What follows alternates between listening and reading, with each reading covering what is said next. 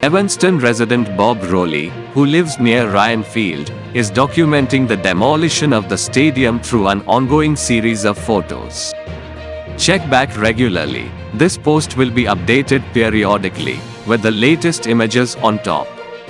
The count of demolition days begins with February 12th as day 1, and counts up from there, skipping Sundays, when no work occurs.